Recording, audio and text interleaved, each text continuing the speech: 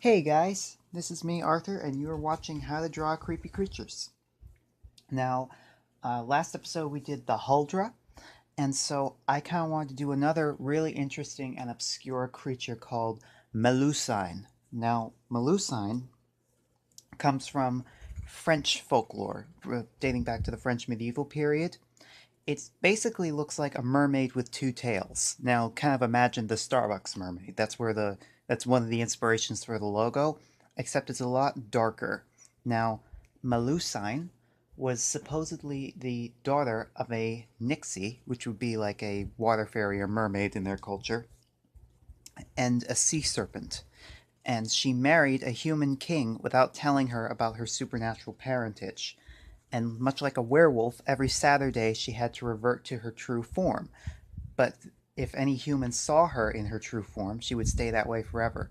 So she had a secret bathroom that she would go to so that her husband, the king, couldn't see her. One day, however, much like the wife in Bluebeard, his curiosity got the better of him, and so he looked through the keyhole and saw Melusine in her true form with two mermaid tails and a pair of bat wings. And so when she realized this, she flew out the window angrily. And so now she's said to be a spirit of death and chaos for the French royalty. And the last reported sighting of her was during the French Revolution, where she flew above the guillotine as the last members of the French royal line died out. So she's actually been in many ways associated with the Mothman legend.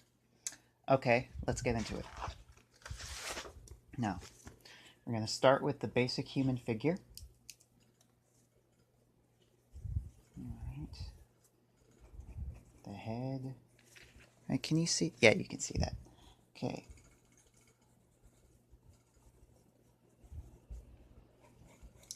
Two-tailed mermaids are actually very common symbolism.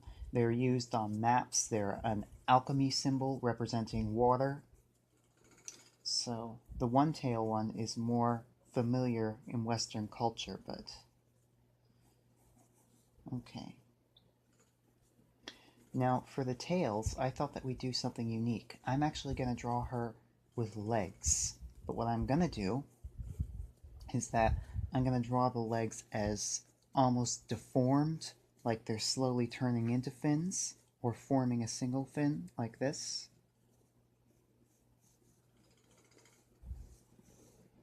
Now, let's draw the shoulder blades representing the wings.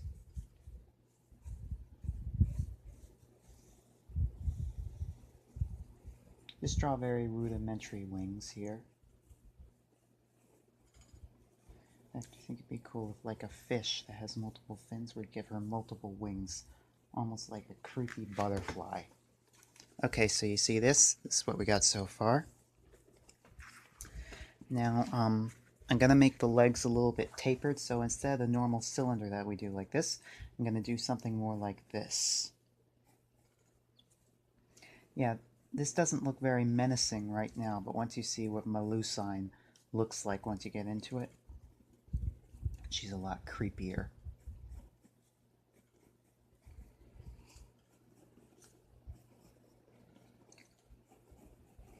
In fact, werewolf-type mermaid figures where they're human part of the time, but they turn back to their true form later, it's actually very common in mermaid folklore, such as the Irish legends of the Selkie, where she looks like a seal most of the time, but she sheds her skin to become a human. And so you can trap her on land if you can find and either bury or destroy her skin. There's a similar legend in Papua New Guinea culture called the porpoise woman, where it's the same basic idea. Okay, so now we got that.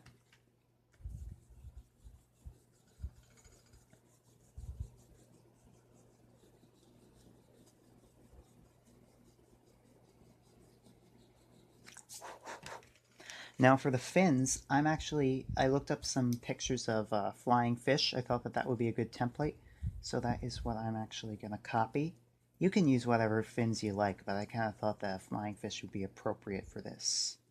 Okay, make the leg kind of tapered, almost like deformed.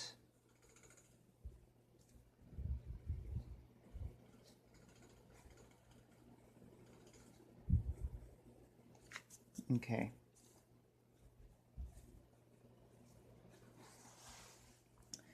Okay.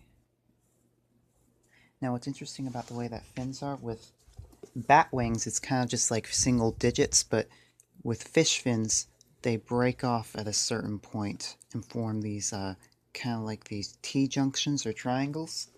So try to do that when you're drawing the fins.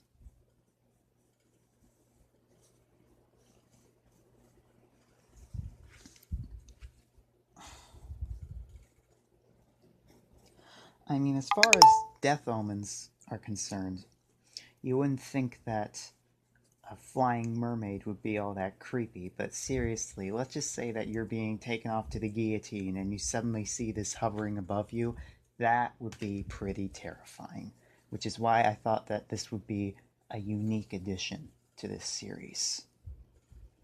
Also, I think it's just kind of cool that this legend is very obscure in Western culture, aside from the French know what this is. Most French people are familiar with the legend, but we pass this image on a Starbucks sign every single day, completely forgetting what it originally meant. This omen of death, not pumpkin spice latte. Yeah. If you're gonna have a last coffee, though, a pumpkin spice latte would probably be pretty good. If I was being taken to the guillotine and they said, "What will your last meal request be?" That's my impression of a French accent. You can obviously tell I am not French. I would say, "Okay, a pumpkin spice latte would be good." Would you like that with or without foam? Okay.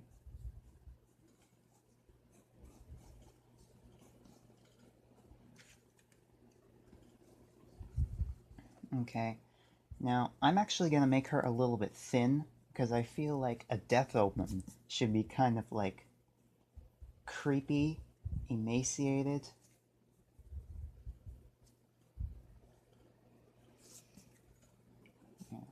Okay, let's make her ribs a little bit more noticeable.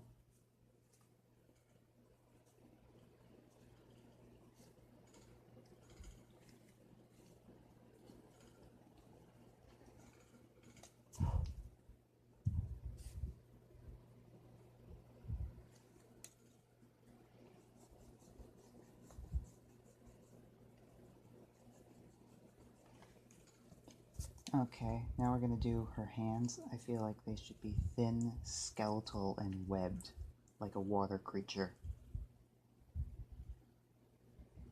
In fact, that's another part of the myth. The reason why Melusine, sorry, is always seen flying is because part of her curse is that once she was seen by her husband, she no longer belongs to the land or to the sea, so the only place for her was in the air. So if she ever touches the ground, she'll die.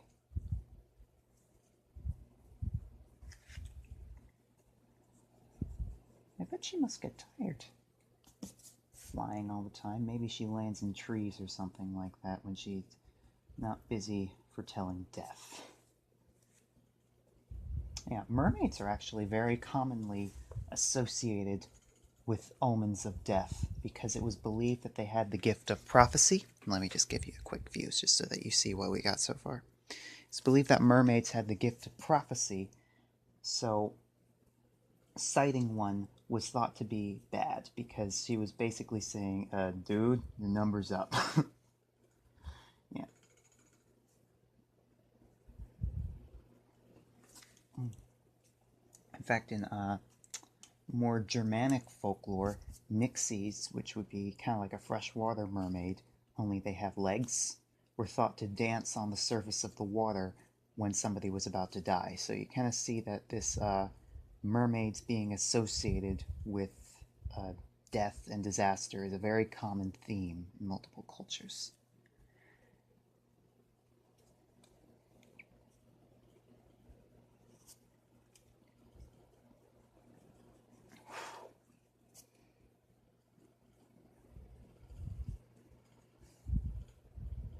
Okay.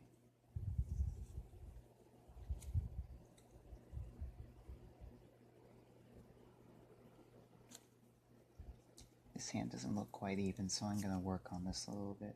So I'm going to make her wrist a little bit more noticeable. You see that in very thin people. Their wrists are very noticeable, much like mine. Okay, so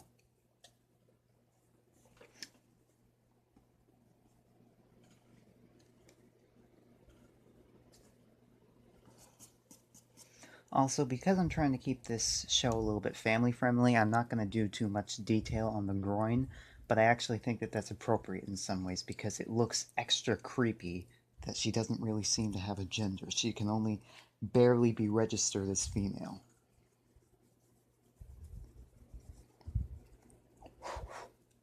Okay.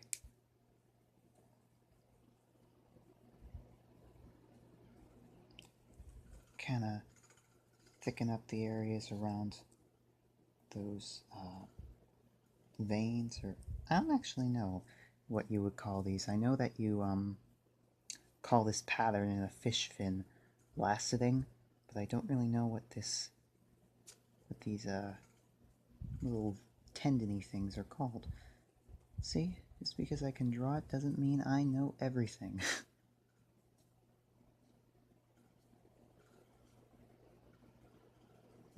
I bet somebody watching this knows what those things are called because you guys are pretty smart. You've come up with some very well researched comments and suggestions before, so one of you probably knows.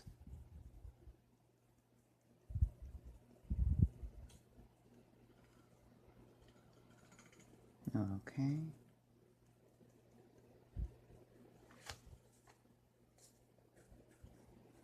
Yeah, kind of draw like those tension marks to show where the skin in between the laceting is being pulled. Okay. Yeah, because I wasn't really sure whether or not she's supposed to have two tails, but when I tried drawing that, it looked a little bit comical, like difficult to believe that that could occur in nature, so I did this compromise where it's kind of like she has a single mermaid's tail, but it's also legs. So I thought that that would be a good compromise to stay true to the legend while kind of making her look more biologically possible. Yeah.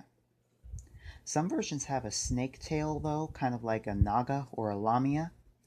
Yeah, I suggest you look up actual illustrations from the time period, especially around the French Revolution. That's when images of her became very popular because of the recent sightings. So,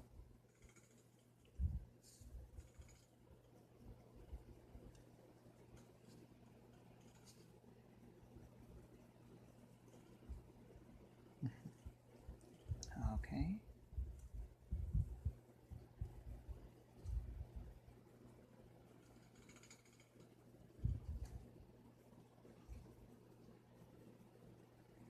Okay, now we got the fin so far. That looks cool, guys, doesn't it?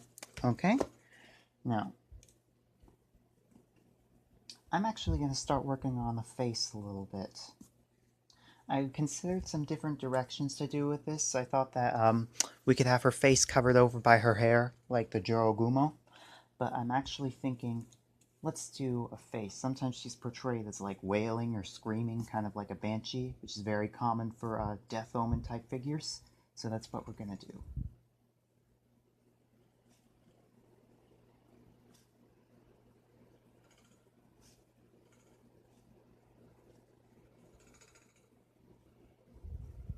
Kind of just do like, for the face, kind of do just like, remember that it's supposed to look female, but kind of in your imagination, imagine a cross between Edvard Munch's The Scream and Macaulay Culkin in Home Alone. Just imagine that when you're trying to draw a screaming face.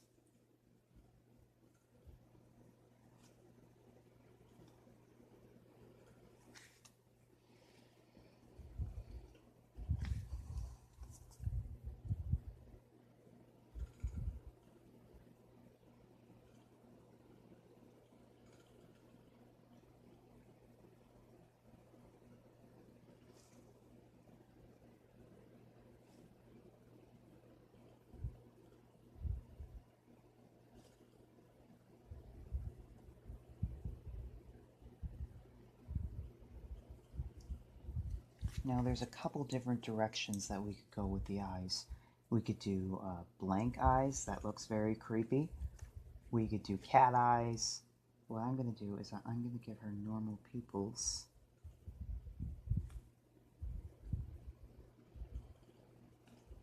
And I'm going to shade the eyes around it.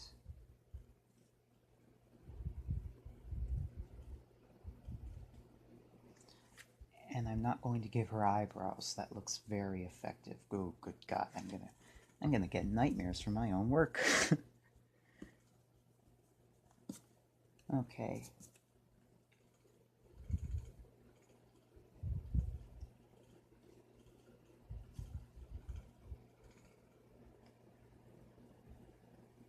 Now I'm gonna cover up the breasts with the hair so that it's a little bit more appropriate in case there are any younger viewers watching this. But I would suggest making the breasts kind of like flat, streamlined, kind of like, I imagine that seems more plausible when occurring on a water creature because every part of their body would be streamlined. So, okay, yeah.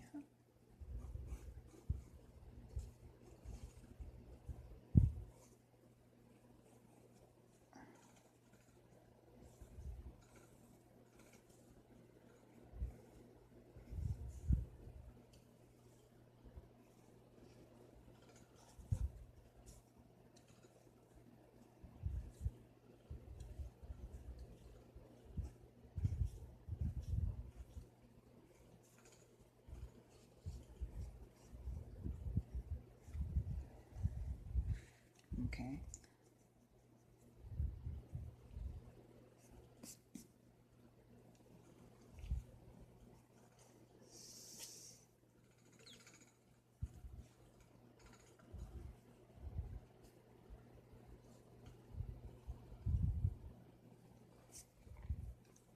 Okay.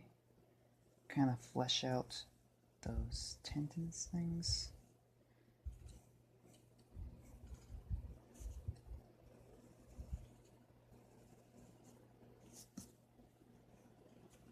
Alright.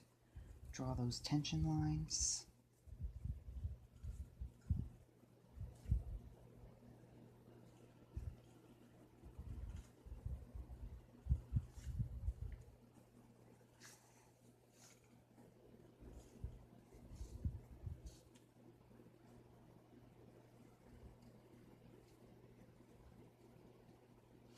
That's not quite even. When compared to the other fin, we're going to put this T-junction just a little bit lower.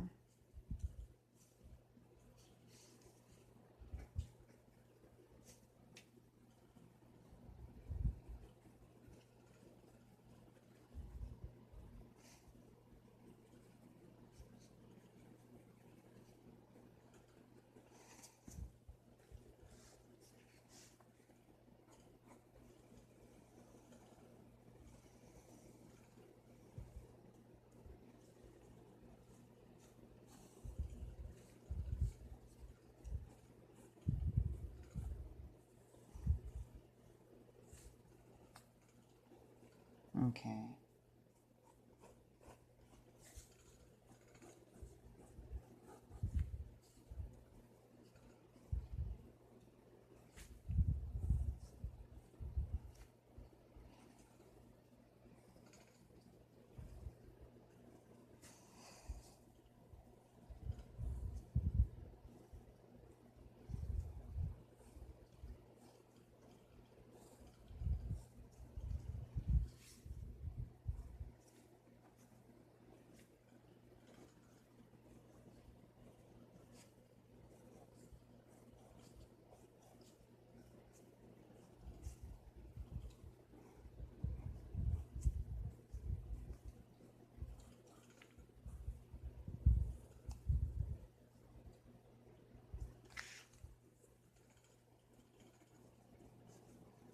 This isn't quite even, so I'm going to fix that.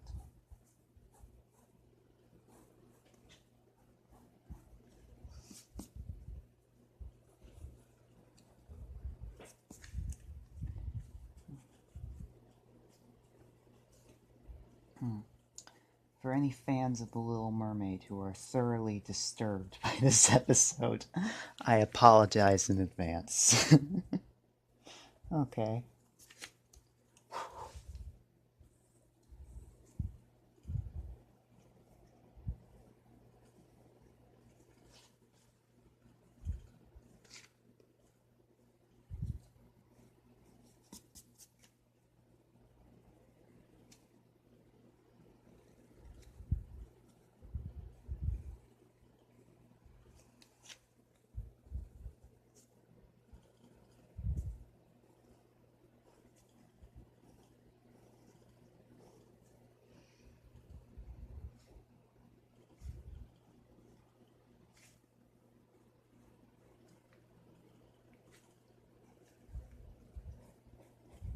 I just like that there's a monster just specifically associated with the French Revolution because that's just a fascinating time in history.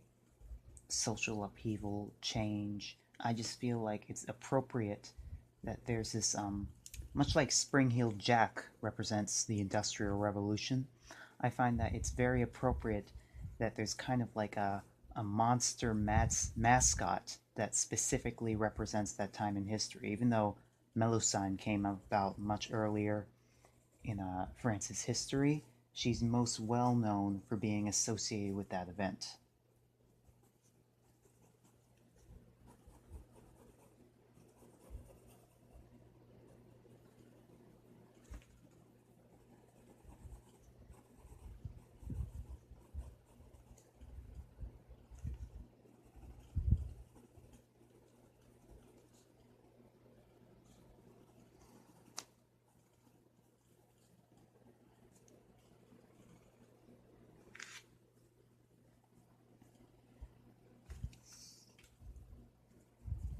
Okay.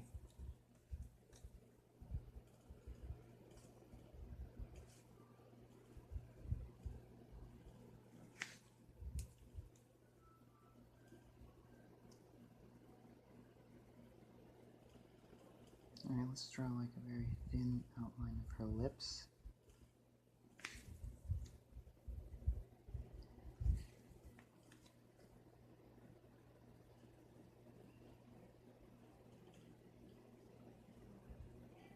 Draw tension lines around her cheeks.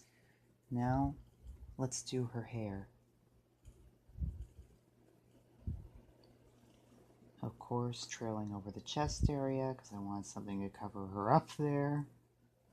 Okay.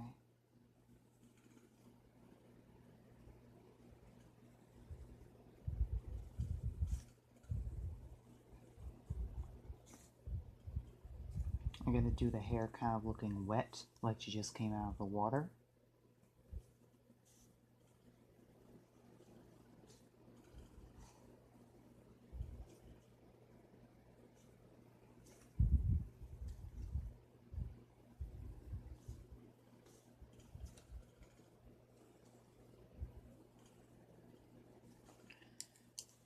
Okay, let's shade the inside of the hair, make that extra dark. Yeah.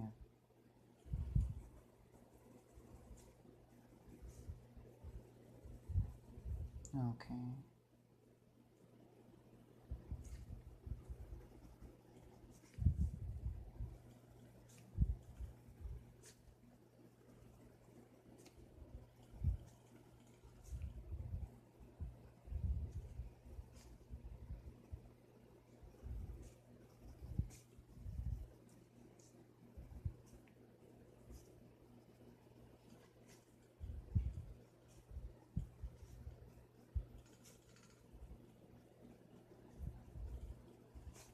In fact, even though Melusine is specifically the omen of death that's appointed to the French royal family, it's a common theme that occurs in many parts of the world where there's a specific entity that's in charge of informing a family of their death or a death of a family member. And each important family has one, usually a royal family or a, or a lord's family. It's very, you see it a lot in Irish mythology where specific houses will all have their own banshees. In fact, there was one Scottish lord's family where the omen of death for them was a supernatural fox that would show up when somebody was about to die. So each culture has their own variant of that idea. This just happens to be France's.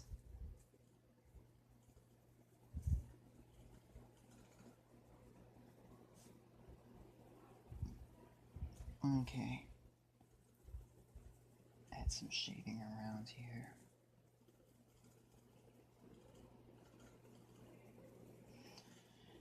Now, you could add scales. Scales are very often added here, but I think it's creepier just to give her, like, wet, slimy, smooth skin, kind of like a catfish. It just looks so unnatural and so deformed. Yeah. Yeah, this one is pretty creepy. In fact, this one kind of creeps me out more than the other ones that we did, including the Grim Reaper. Okay. Alright.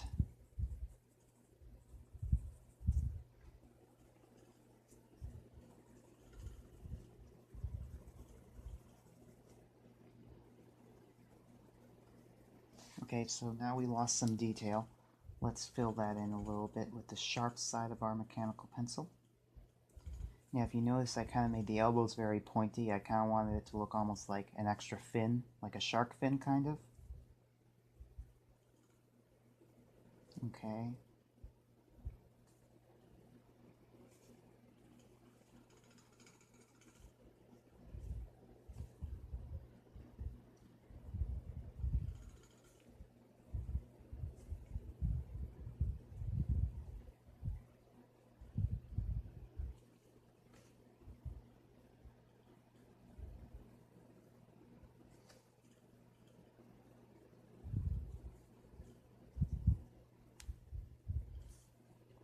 Also, I've chosen not to give her a belly button just because the lack of one, it kind of confuses the viewer a little bit and makes you feel unsettled. Oh, my lid broke, okay.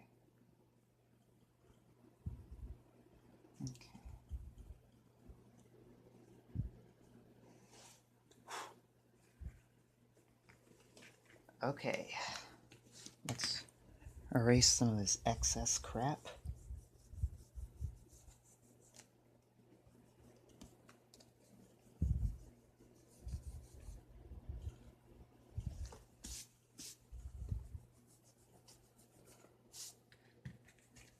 Okay, and sign off with your artist mark. And you have just drawn... Oh, let me turn this light on so that you can see better. You have just drawn Melusine. Okay. Alright, like, share, and subscribe. And if you have any suggestions, recommendations for creatures that you want me to do a tutorial on, as long as they're not too freaky, I'm trying to keep this like family friendly, then that would be great. Also, I was thinking that your favorite Halloween creatures would be an interesting addition. So if you guys got any suggestions for your favorite Halloween monsters you would like me to draw, I would really appreciate it if you left it in the comments. Also, for anybody who completed a lesson on this show and you want to show off your artwork, you can send it to arthurwrotethis@gmail.com, and as long as in the email you give me your written permission, I will show the artwork off on the show with your name so that everybody knows that you did it.